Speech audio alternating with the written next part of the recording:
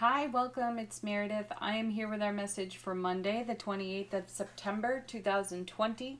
We are using the Mythic Tarot for our reading today. We have four beauties off the bottom of the deck. And our first is, look at that, the Lovers. Back again. You know this is a card about choice. And going just a touch deeper on the Lovers card, the core meaning is for us to follow our heart. I've been contemplating that since we've been seeing this card so much recently. And what does it really mean to follow your heart? It means that we are choosing a quality and a caliber of energy frequency that is really high vibe. But what's in contrast to that when we see the Lovers card? Oftentimes we have to override our instincts, even our compulsions, an ego story. Are we being driven by hormones and an ego story, or are we being truly mindful of what's in heart space here? So yeah, let's go deeper with the Lovers card and the choices that we're making, because are we in harmony with the frequency and caliber of energy that we talk about when we discuss our spiritual journey, our spiritual adventuring, right? Or are we just giving that lip service and then surrendering to an instinct, a behavior, a belief system, a bit of programming? That's the challenge on this card. So it's easy to say, yes, I'm following my heart. Following your heart, though, comes with some challenges. You all know it from your spiritual journey. So let's challenge the choices in the Lovers card before us. Okay. Oh, coming with it. Oh, how supportive. An Eight of Cups. And I love how the eight's done in this deck. We have Persephone walking into the underworld where she spends a part of the year. This card, the way the artwork represents, is suggesting that we are going deeper within the self. We might be feeling those surface responses, those knee-jerk responses, or even habitual responses. We've seen a bit of the devil lately, you know. So with the Lovers present, I think we've seen the Lovers and the devil in a reading together. This is what's got me contemplating the challenge of the choice on this card. What caliber of energy are we going for? And in the Eight of Cups, you know, typically we see somebody walking toward a horizon. In this deck, we see Persephone walking into the underworld. This is a suggestion of going deeper within the self. And I say, woohoo! Because that's the kind of journey one wants to take when considering what's in front of us for choice. Whatever it is you're trying to decide between, whatever the contrast is, wherever there is polarity, right? We're going to be taking a look at the fulcrum point within that. And as I said moments ago, it can be easy to go into belief system and old story, follow your instincts. That doesn't necessarily prove out the kind of reward you're looking for in the short term. You know, we've seen a lot of the Ace of Cups, the Ten of Cups, the Nine of Cups, and we've had Death and the High Priestess. You know, we've had a foundation that's been cleaned up, cleared up. A lot of energy has been moved by us to make way for the quality and caliber of energy frequency we are desiring to express, maintain, live within. So yeah, again, it sounds really easy making the choice in that direction, but what's in front of you? What's in your underworld? Ooh. And then, ooh, the Hierophant. Nice. What are you committed to? That's what I feel when I look at his card. You know, he does speak to marriage, connection, unity, sacred union even. And we have a marriage here. I think this is Paris, and I don't know who's with Paris on this card. Anyway, there's a marriage, a union, a choice going on.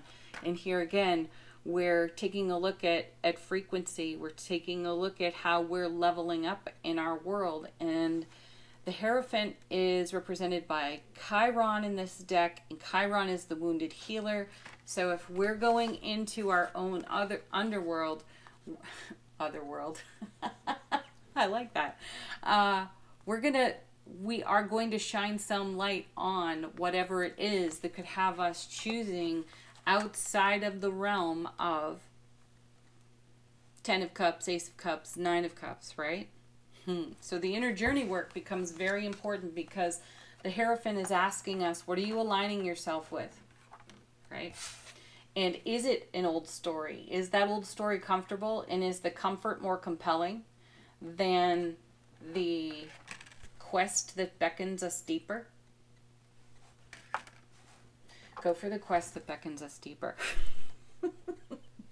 That's a cheat code right there for your homework.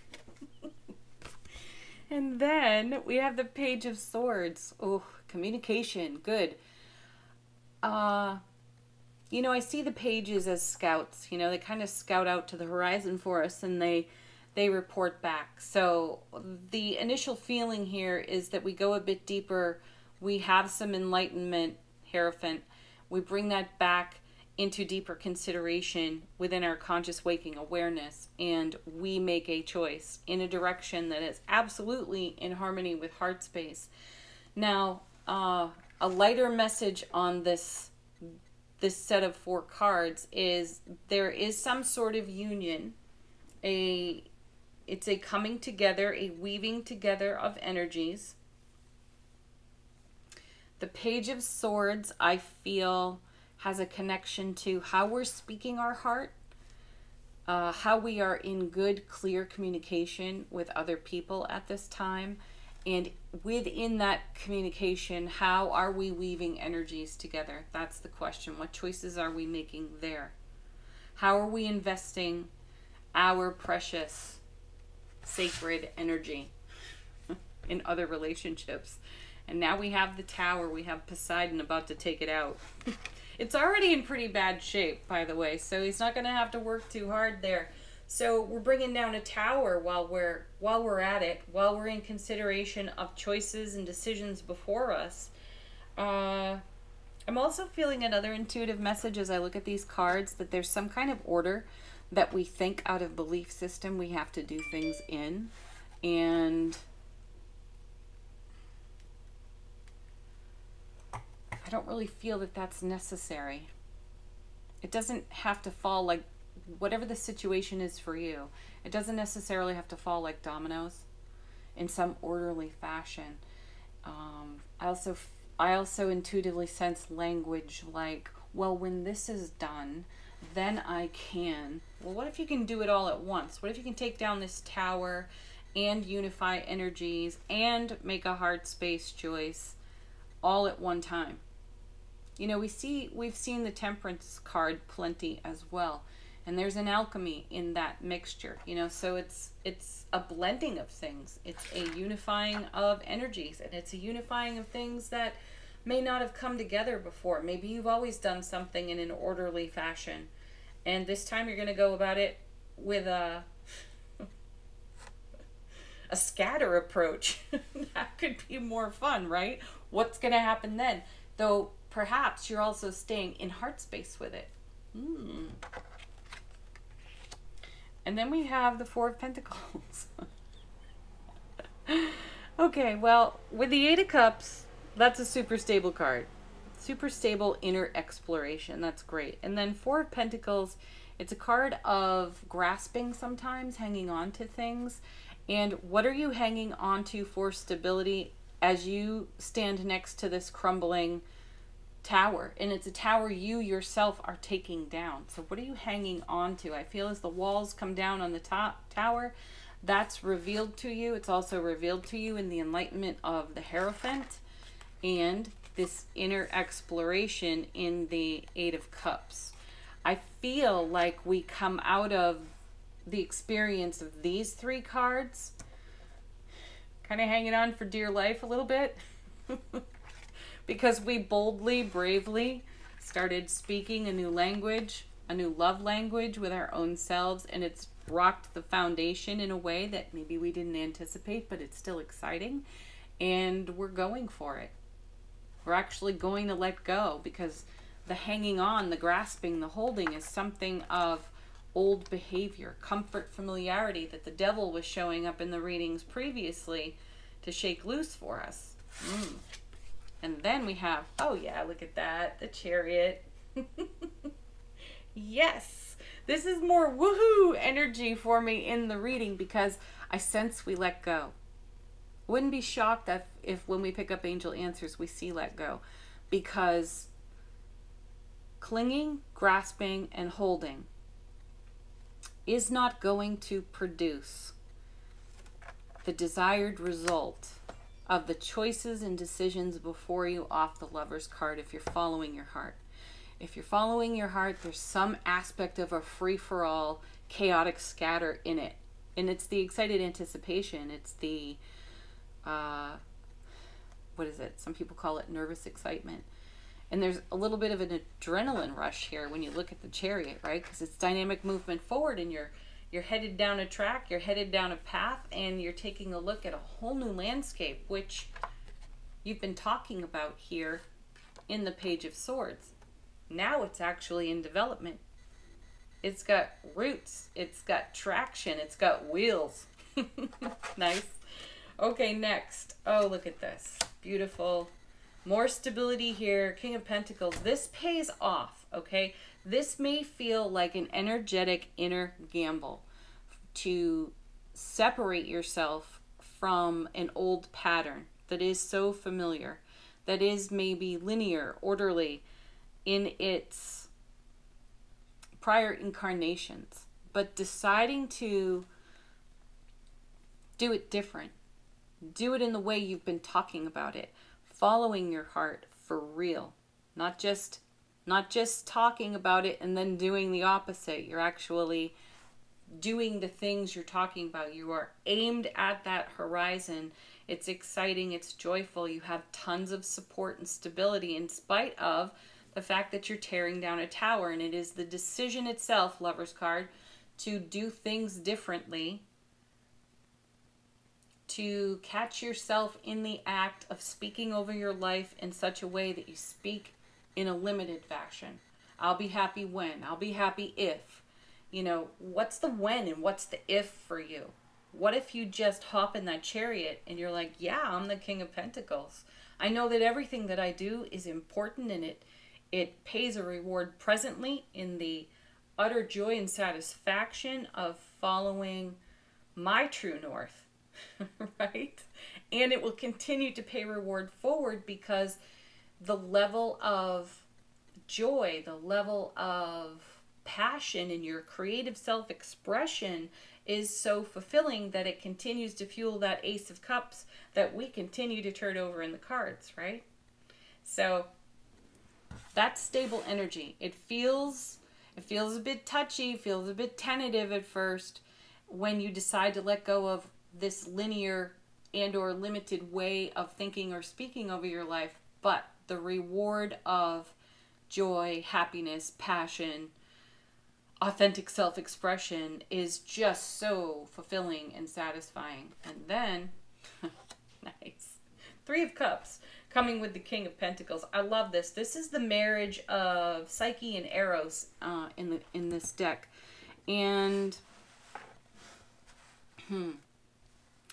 all threes in tarot speak to some level of fulfillment, because it's two things making a third thing.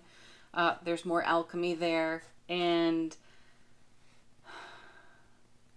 I have a sense that the Tower in this reading is reminiscent. It's hindsight. It's hind fright for prior experience that completely fell apart. And here you are, yet again, deciding to take a leap of faith. The difference is you have more experience, you trust yourself like never before, and you understand that in the initial excitement, adrenaline rush of the Chariot, there is a heightened sense of being. We all know from prior experience that that's not something that sustains indefinitely. There are ebbs and flows to it. And the feeling here of the Three of Cups with the King of Pentacles is that he's well aware of it. He understands that stability is essential. And we have that in the Eight of Cups. We have that in the Four of Pentacles. So we can let go. We can ride the ebbs and flows and the waves of excitement. And we understand that there will be quiet moments in between, but those quiet moments are meant for preparation and rebuilding for what comes next, for savoring of what has already passed. So the Three of Cups is a beautiful card to see here. We know there's more to come. And we may not have a full vision for all of what that is exactly, but we trust ourselves like never before. Ooh, this is a deep one. This is the Mythic Tarot. Whenever you pull this deck out, there is a deep reading on offer. So tell us about it if you're guided to. Leave some comments about it. That is very inspirational reading. All right, angel answers. If you've got a question, ask it. Let the cards offer up their suggestion. I love this. No need to worry. Yeah, that's old news. That's tower news. I did just see Let Go fly by in the shuffle. So it's making its presence known. So your Four of Pentacles is an invitation to let go. And we do, because we're in the Chariot next.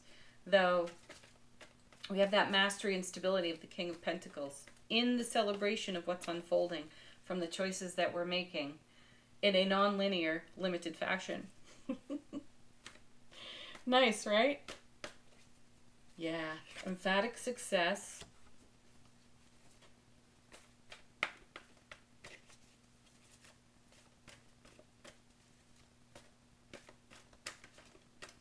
Sweet.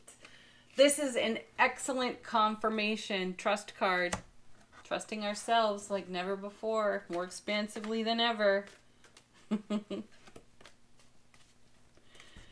One more.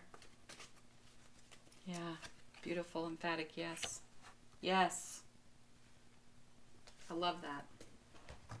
Okay. Our affirmation from the universe has our back. When I focus on my inner light,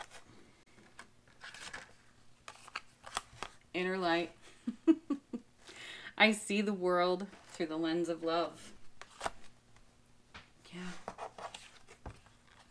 Isn't that a thing of beauty?